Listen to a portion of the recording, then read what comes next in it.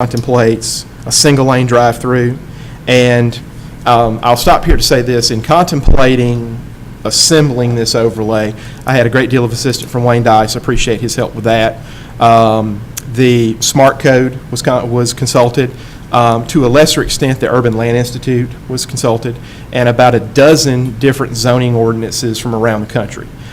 Some as close as Mountain Brook, Alabama, some as far away as in Michigan. So we're not reinventing the wheel. No, ma'am. The intent here is to utilize information by other areas, and and because this is not a complete zoning district but an overlay, I believe that's probably appropriate at this time, that we can accomplish what is desired at this time with an overlay using input from other areas. So we talked about, sure, go ahead, Michelle. Visual preference survey results, right? Or yes. Taken into consideration, in addition, these best practices from other parts of the country. Exactly. And even as close as Mountain Brook. Exactly. We're also considered, and also your expertise and Wayne Dice's expertise and other planners from these other organizations.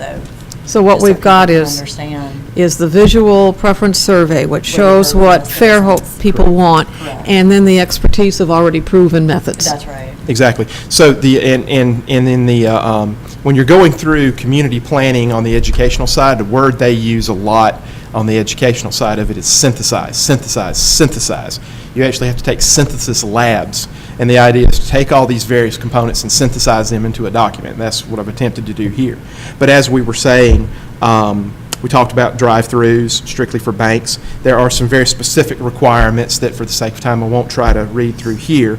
But, for example, having adequate stacking lanes for the traffic. Little things such as limiting a speaker volume to 50 decibels. The idea is not to disturb nearby uses, especially if there are nearby residential uses. Making certain that menu boards and order boards are shielded. Those are some examples that you will find in here. Also in the north. I'm sorry? Lighting? Parking lot lighting. So the question, and if anyone can't hear from Ms. Quinn, there are also lighting requirements in here to shield and make certain that light trespass is minimized. And when we get into the district where it does contemplate the allowance of convenience stores, I'll touch on that very, very briefly. But that same thing would require for bank canopies as well. That's what I was thinking. It would certainly require for bank canopies as well. And that would apply, so for example, in this Northern Edge district, if there was a pharmacy or a drugstore, drive-through would not be allowable in the Northern district. Other examples that would be prohibited: standalone ice machines, ice vending machines, automatic teller machines, car wash facilities, those types of uses. Another very interesting thing that I found in researching this was also a possible prohibition against buildings with totally flat roofs. A flat roof would be allowable if it's combined with a mansard, gambrel, gables, hips, and that sort of thing. And the basis for that, again, is aesthetics and attractiveness. So that way you break up the features. So that would be the Northern Edge District. Going in order, just some other quick examples. How wide is the Northern Edge District? Are there different widths as they come So, back to town? yes, sir, Richard. So thank you for that, because I did not mention that. And what this would contemplate in this draft is 400 feet either side of the center line of Greeno Road. And that is not property line to property line, that's just 400 feet from the right of way. So as we will, Somebody's property could be half in it. what we will clarify, and the intention at this point is that if you pass through the property, it's in the district that passes through there. Now, all of this is subject to editing, because again, this is the very first public discussion. Certainly, this will go through at least two reviews by the Planning Commission and at least two by the City Council, most likely. But built around 400 feet either side of the center line of Greeno, whatever properties it passes through will be affected. In that Northern Edge District, for example, an allowable use would be a bed and breakfast, but no more than 12 rooms. A hotel motel, but no more than 30 rooms. Restaurants, but drive-throughs would be prohibited. Dry cleaners and laundry services, allowable use, but drive-throughs prohibited for that northern edge district. What I'd like to do here is jump to the southern edge district, and again, this would be from Morphe south to all the way to Battles Road. Again, this is the more automobile-oriented district where there are a number of existing fast food and quick serve restaurants and other services, and you also have the hospital as well as several areas that are zoned M1, so there are uses within here. So and this contemplates that and understands that. But again, the standalone ice vending machines, the buildings with flat roofs, those types of things. But the allowable uses that would allow drive-throughs, that would expand it to be pharmacies, drugstores, and banks.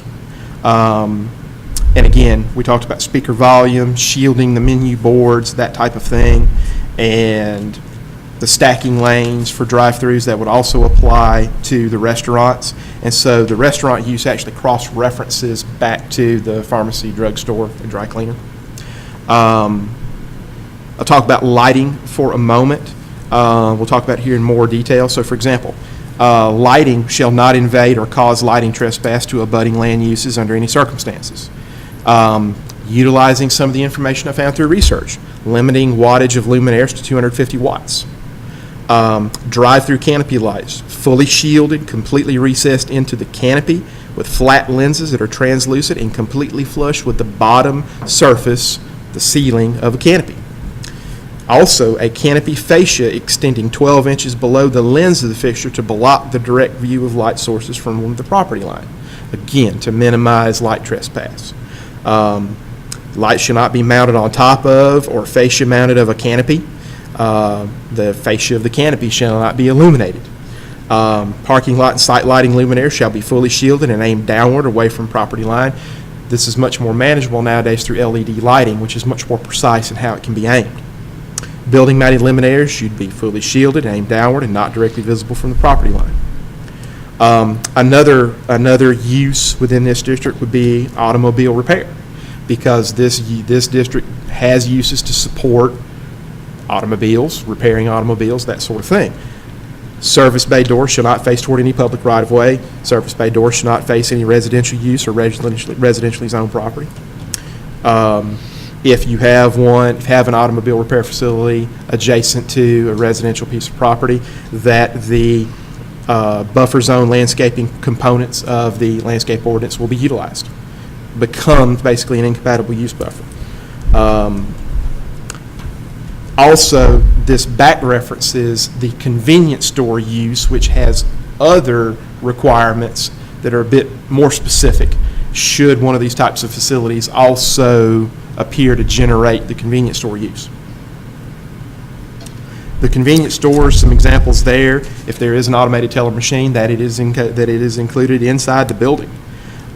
Something we've clarified here, and again in this first draft, that if a fuel station has electronic fuel pricing signage, that there should be no other electronic signage above and beyond the actual fuel pricing, and that the fuel price itself should remain static except when the price changes. So that way the fuel pricing does not become a scrolling message board or some type of video sign. So we're keeping the arcade out of Green Road. Exactly. So it's certainly a reasonable expectation that it's beneficial to have electronic signage for changing fuel prices, and as from my research and some of my own recommendations, that number is generally going to be static, except for when the fuel price changes. So the once or twice a week that it changes, or as it needs to adapt, that is not unreasonable at all. But the idea is to prevent it from becoming some type of message board. Yep. From what you've been telling us, and we've just covered the north and the southern edge, there's a lot of detail that's gone into this. What are the most important points that anybody looking at a Green Road overlay and those who participated in the survey, what would they want to hear coming out of this? I think in general, and so me being a details-oriented person tends to harp on that. So that's a very good question. I'm certainly, certainly not detail-oriented at all. So that's a great question, Lynn. I think that since I have been employed by the city of Fairhope, I think the number one statement I've heard about Greeno Road over and over again is, please do not let it become Airport Boulevard. Right. And I would say that the intent behind some of these very specific, very detailed recommendations is to not allow Greeno to become Airport Boulevard. Okay. And there's something, because there were some citizen complaints and feedback about this process and about, creating this plan, but this started in the 90s, and you know better than I do, but I've seen the report from the 90s. This isn't something that we just developed during this administration or this, last couple of years or 5 years. It started in the 90s. There was a report then about the need for something like this to happen, and it just never transpired. Some citizens formed a group about maybe 5 years ago, the property owners along Greeno Road, and tried to get something going on their own, separate from the city. And I met with some of them about 2 years ago when we started discussing this.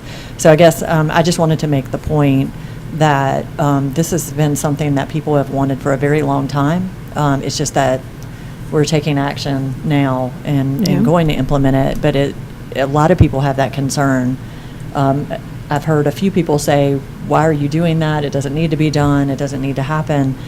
But that's not what we found from years of input from citizens in Fairhope and property owners along Greeno Road. Well, and if we watch Greeno Road over the past several years, right, we see the development happening. And I had a question for you, Buford, about parking. That was something that came up a lot. We talked about the sea of parking in front of these buildings versus other ways that you can, is that addressed in this? And so the text that will be published initially does not contain the illustrations.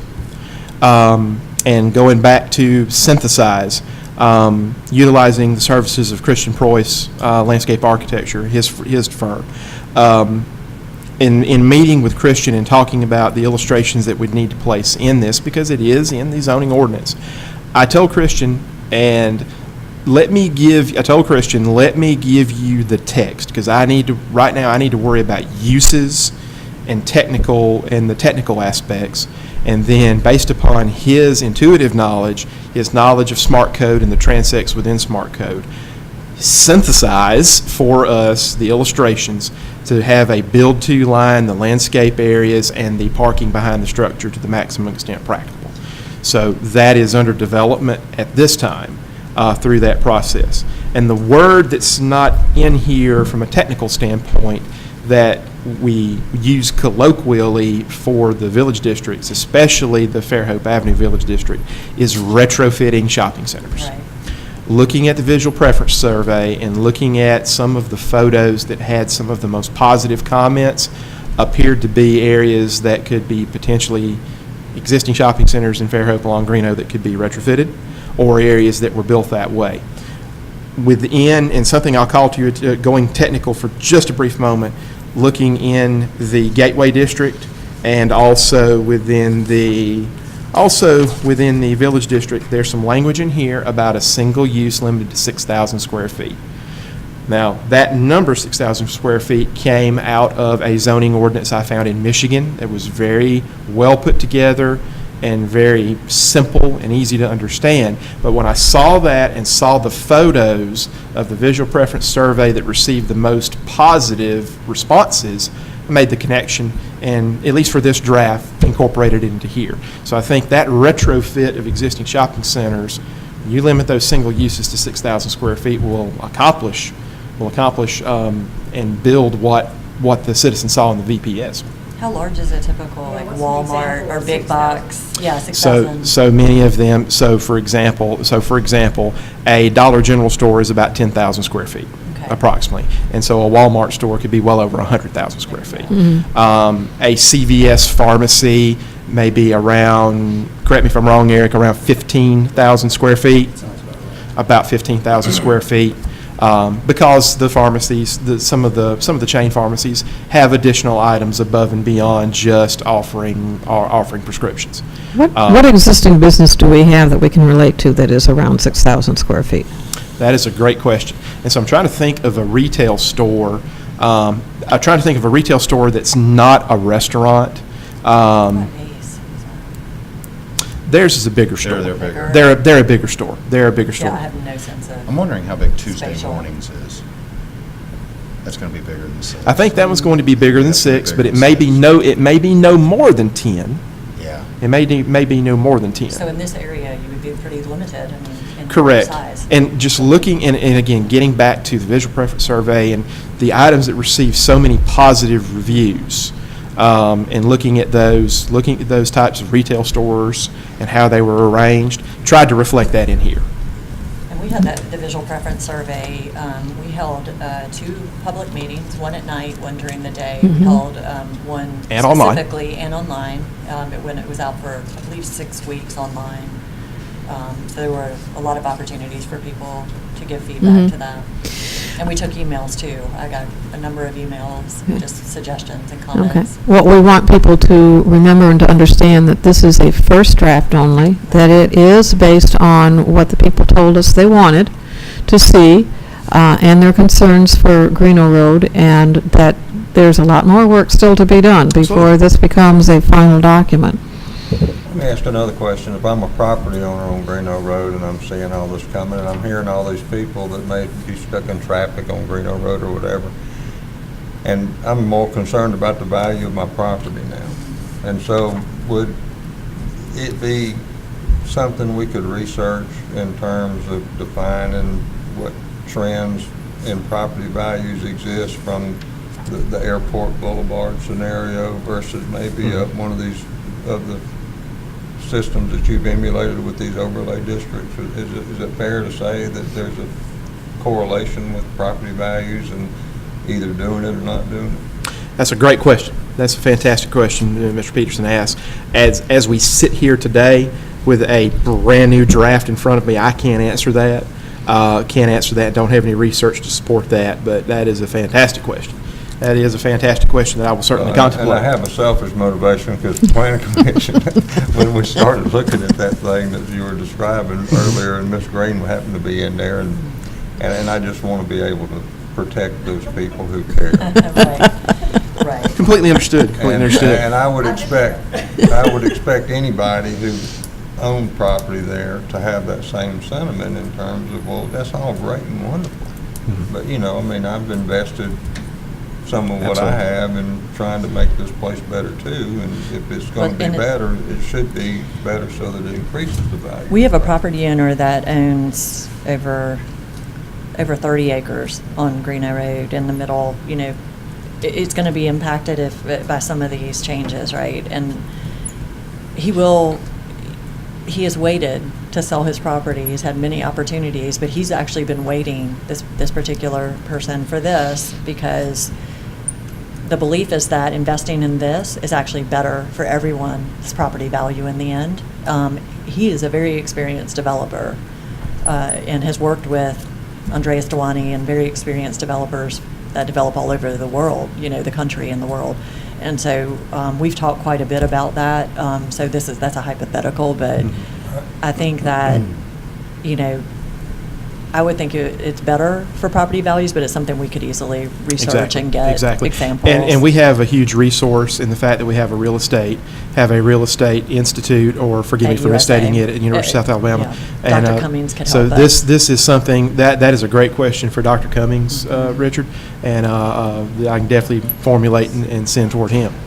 And Lynn and everyone, if we can conclude here, I'd like to talk about schedule for just a moment. Let's do that, and maybe we can hold the village and the other part of this for the next meeting. That's a lot for people to digest. It's a lot of information, and everyone, if you're not accustomed to seeing me, if you haven't watched me, if you're not accustomed to like fellow staff who are accustomed to watching me at the Planning Commission meeting and the City Council meeting in this setting, I can fire it away pretty quickly. From a scheduling standpoint, as we stated earlier, we'll have a first reading of this, probably in a little bit more detail and more questions and answers, with the Planning Commission on Monday, the 3rd of June, beginning at 4:30 p.m., preceding the regular meeting at 5 p.m. Then, July 1st, have a document that my intention would be have a document that would be ready for the Planning Commission's vote of approval. Now, understand in these types of situations where you have, this is a text amendment to the zoning ordinance, which from a procedural standpoint is a zoning change. So the Planning Commission either recommends approval or denial or recommends conditions. And they could certainly recommend approval with conditions to edits to the document. Either way, the document still makes its way to the Planning Commission. So if we, for the purposes of scheduling and projecting, let's assume that the Planning Commission makes a recommendation on July 1st via a vote.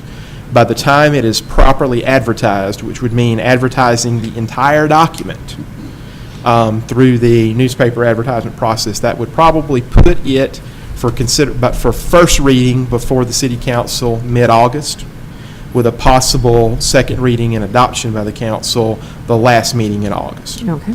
If it is necessary for this to go into September due to desires for additional hearing or additional comments, additional revisions, we do have time for that prior to the expiration of the moratorium? The moratorium, I'm sorry, I lost my words. Prior to the expiration of the moratorium, October 1. And even that could be, that itself could be extended to coincide with a future meeting if necessary. Okay. So I say all that to say that is the schedule will unfold over the next 2 to 3 months. Okay. And so we believe we're starting it early enough to allow time for consideration and for proper consideration as well as for revisions and amendments. Okay, super. Thank you. Thank you very much. Tom, you got anything from Parks and Rec? Got a little bit here and there. Some of the projects, still budgeted projects that we're continuing to work on is the seawall down at Fairhope Docks Marina. That's in the process. The ADA compliancy at the football stadium, we're also waiting on the architect for that. And then tonight they're going to vote on allowing us to build the pickleball courts out at the tennis center, pickleball/youth courts. They're going to vote on that, number 20 tonight. And then the soccer fields out there at Manly, the new soccer complex, we're about to shut them down for the months of June and July because we just have to do some heavy maintenance. There's a lot of aeration and top dressing and fertilizing and things that we have to get done, and just let those fields rest for a couple months before the heavy fall season gets here, because they get a lot of wear and tear with the number of kids playing soccer around here. We've got an all-star baseball tournament out at Valana starting June 7th. It's going to run for 5 days. I think it's 8U tournament. I don't know how widespread the teams are, how far they're coming from. I don't have all that information quite yet, but it's I think 20-team tournament to start off with. Well, And then we've got in June we've got 2 kickball fundraiser tournaments scheduled out at Founders Park. One on the 9th and one on the 22nd of June. They're both fundraisers. And then business is brisk at Quail Creek. A lot of rounds of golf being played. Every time I go out there, the parking lot is full. that's wonderful. That fundraiser's our junior city council, right? One of One them. of them One of is, them. yes. Yeah, super. Richard, thank you, Tom. And Shirley Lee, we're going to miss you. We are. I'm going to miss y'all. It's been a great pleasure to Well, work with you. I'm going to be working with you. And I know we are, and Flag Creek. I'm excited about that, Can't so wait. that's Yeah. good. Yeah. And hopefully we can do some good things in that relationship Well, too.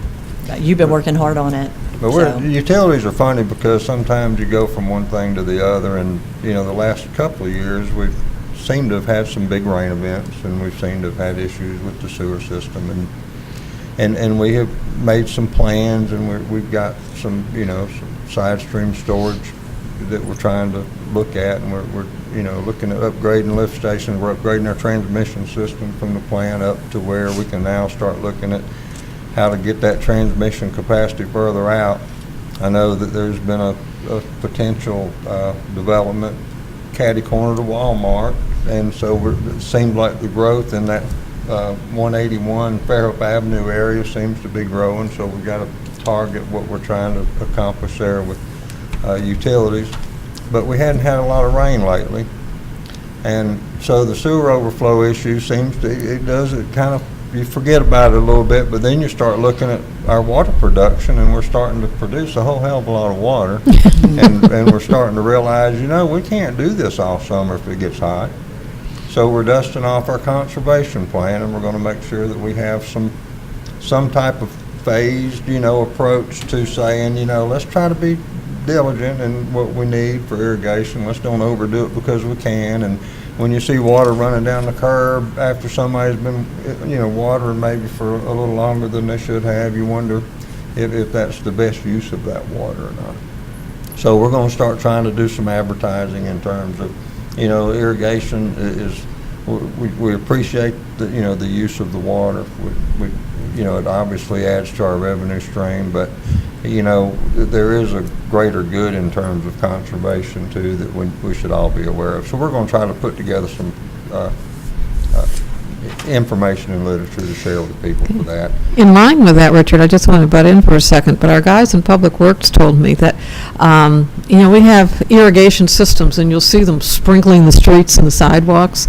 And I understand that you've got an asphalt road, and you're sprinkling it, and the water goes down, and it heats up, and it expands, that is a cause of some road erosion, and that people can really help us maintain our roads if they would redirect their sprinkler heads and make sure they're on the lawn and not watering the streets down. And there's no doubt that moisture, but in cracks where asphalt and the curbing is, and tires put pressure there, there's no doubt that they can weaken the base of that road bed. So yeah, that is That would be a good message to get out to our a HOAs. long-term maintenance issue that we might want to address too. But and so anyway, that now I'm working on the site plan for the substation at Young and Nichols. It'll replace the Young and Nichols existing substation, and then the Church Street substation as well. So, and both of those are, well, they're not the oldest two substations because Valana beats them by a few years, but they're all over 40-some years. And we've had a couple of incidents where some of the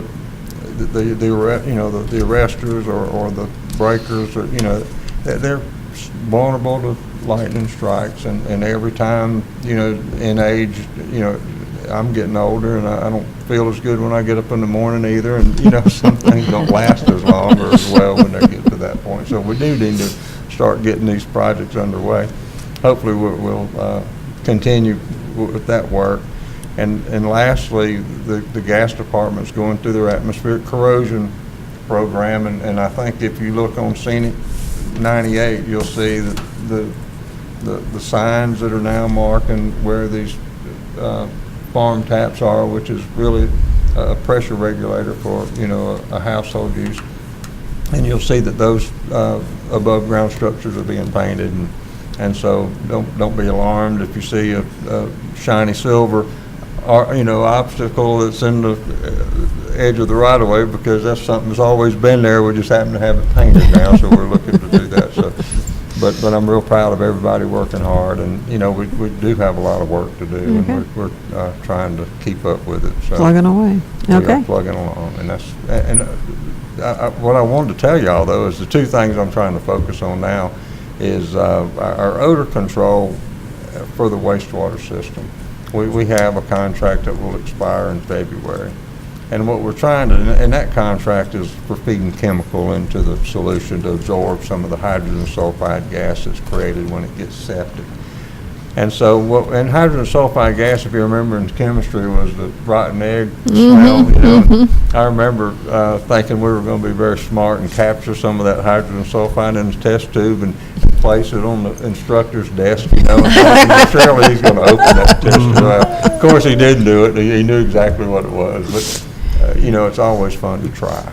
But we're going to try to eliminate some of that with some other techniques instead of chemical. We're looking at maybe some aeration systems that we might be able to utilize, and we may try to make some. We may try to use the wet well for some of the containment systems, but we've got to try to work on something, because I met with several people recently that, there's an obvious odor problem. It's not continuous, but it's intermittent, and it's intermittent often enough to where it's a nuisance. And we just can't be a nuisance to people because we happen to have a facility next to them. So we're aware of it. People can be patient and let us try to work on some strategies to do that. So that was one thing. And the other thing may have been the gas regular. Let me see, I'm gonna check my notes. No, the water supply was the other issue I was Okay. talking about, so we talked Super. about that. Okay, So we're all great. good. Great, Thank you. thanks, Richard. Eric? Couple of things to highlight. We've got some, you're seeing a lot of work going on in town, especially in the downtown area. You've got protective walkways going on right there across from Greer's. That is Mr. Bethet's building. It's actually two buildings. They're going to be joined there. So that project is underway. We also have the Henry Lofts, which is now fully underway over on Bancroft, basically across the street from Southern Veranda. We also issued a permit end of last week for the Graceway Apartments, which is the current apartment complex that's at the intersection of Bishop and Edwards. They are building two more, it's directly across from Fairhope Intermediate School. They're building two more buildings, 24 units each, so they'll have two more apartments starting. That building permit was issued, I believe, late last week, middle of late last week. And an interesting thing that I've been dealing with is the building department is rated by the Insurance Services Organization the same as the fire department. So every 3 years you have an ISO rating. And I had a ton of information. I had to go back and account for all inspections, all permits for the whole calendar year of 2018 to 2019. And I think our total count was just shy of 10,000 building. It was like 9,800 something building inspections we did that year, and all of the permitting. But when I submitted all the information, they sent a rep down, and he spent a day and a half with me going through all the information. He called me the week after he left, and he, evidently being an insurance type organization, they have formulas and algorithms that they use to determine how a community should be handling those issues. And he called me up and he said, "You guys don't do enough commercial building." And I said, well, if you look at it statistically, better or worse, about 70% of the permitting and the inspections we do are residential, either single family or kind of mixed use, light industrial.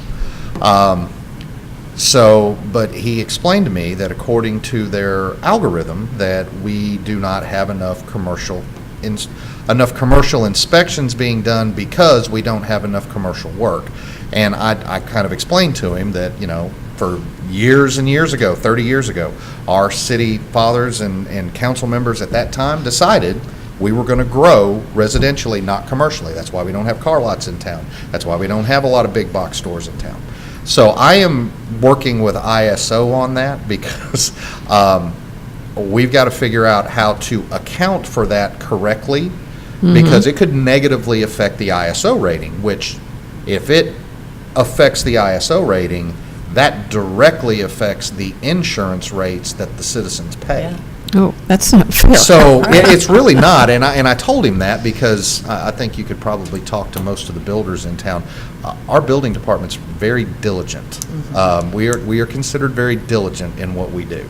On a typical house, if someone were to pass all of their inspections the first time, which I can't think of one that has, there's always just something, we do a minimum of 14 inspections on a house from ground up.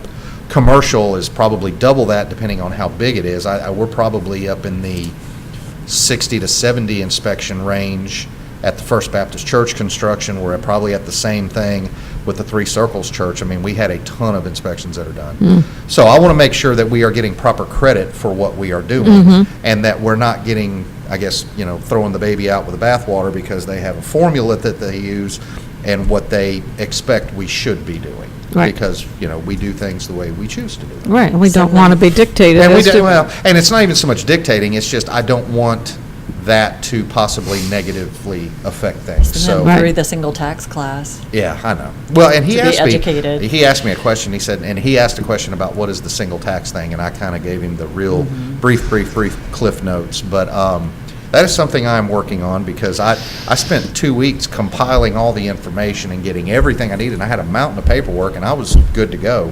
But that kind of surprised me. I've never Well- been told we weren't doing enough commercial work. So Okay. Well, if insurance rates go up, people I will guess, know who to call. Yeah, it is. Right. It is. Okay. It doesn't seem like a one-size-fits-all. You wouldn't No, think. no. But they Should also be do it applied. nationwide. I mean, they handle all jurisdictions. we are unique in the amount of commercial we do based on our size. If you look at Spanish Fort and Daphne and Orange Beach and Gulf Shores, they are proportionally have much more commercial than we do. But they should compare But us that's with the way. cities Well, I like agree. Fairhope. I agree. And I don't know about Mountain Brook. Right. A town like Mountain Brook. Compare- I don't know yeah, how much compare they it to do. Mountain Brook or something like that. And if it continues, the conversations continue, then I may make a phone call Right. up to a city that is comparable in terms Exactly. of size and demographics and how they permit, Mm-hmm. just to kind of see, how, because I've been through 3 ISO ratings. This is the first time this has ever come up. Yeah, that's odd. I did it in 2012, I did it again in 15, and this is the first time that's been mentioned. Right. Right. So, Chelsea is all residential. so I'm gonna Okay. work on it, but Okay. I just found Well, that very, good luck. it was Yeah, very it is- interesting. It is very interesting. It's a little disturbing, but Yeah, well, interesting. We'll see Need what to ask for a happens. new Okay, adjuster. thank you. Sherry Lee, Oh what my wise gosh. words do you have for us at your last directors? Good luck. No. Thanks. Live long and prosper. I have been really trying. I gave 5 weeks' notice. I mean, I've been working with every partner possible. We have about $20 million of projects in the pipeline. Wow. Grant funded or restore funded that are coming to fruition, and a lot You of mean them- we, the city? We, the city. And so that's great. I told someone today I was a little bit sad because a lot of these things are going to start breaking ground and building out, and I won't be here to be a part of that. But so I've been working on, moving those forward, giving pieces to different departments, different people, meeting with all the partners, making sure that, the funders are all satisfied and that everything's been done so that we can just go. And so Super. it's exciting to see that happen. I look forward to watching that, and I think I'll still be involved in the restore work through my role at Mobile Bay NEP. So, Okay. because some of that work, a lot of that work is environmental in nature, so I'll be able to review proposals for RFQs and RFPs Super. for that. Super. So that's great. The Restore Council said that was fine, so I'm happy about that. I got to throw a compliment to Tom Cool real quick because my son graduated at the stadium week before last, and my family came in from Louisiana, and the first thing they said, they sat down, they were like, "These fields are incredible." And they just, I said, "Yep, Tom and his team, they do a great job." I mean, and my family knows fields, so yeah, they're all big football fans, big sports fans, so. And actually, I had the same thing because we walked down after graduation. My son graduated, and my mother-in-law and my wife and we walked down, and that's the first thing my wife did was reach down and touch. She said, "Is this artificial?" I said, "No, that's real." It's right. I So did. Yeah, I said, "That's Louisiana real." family. Louisiana. No, she's from Alabama. Alabama. Okay, Yeah. still Alabama knows too. That's it. We know our fields. But I have loved working with everyone here, and yeah, it's been hard. I told Paige today I was doing the Irish goodbye, where it's like I'm kind of detaching. I don't want to tell anyone goodbye or anything. So, and I still live here. I'm a citizen. Hopefully, we'll be active on a couple committees I've been asked to be on. So I will do that.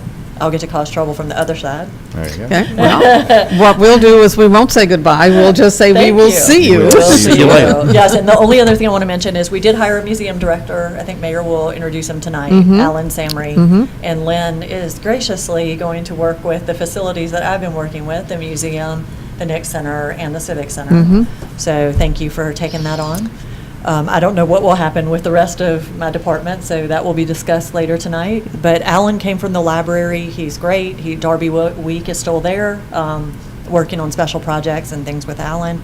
I think they're a great team. We have amazing volunteers there. Yes, we do. Our docents, the Friends of the Museum. So Alan has great vision for things to come, and he'll work with the advisory board on that, and feel confident that the museum will, in its next iteration, will be really great. So I just wanted to put that out there too, but otherwise. All right. I'll see ya. Well, thank Yeah, you, Thank you. and good luck in your new job. Thank you. Thank you. And we know that it will be positively affecting Fairhope. Thank you. All right, folks, that's it for tonight's Directors Roundtable. Please stay tuned. At 4:30, the work session will begin. Thank you. Thank you.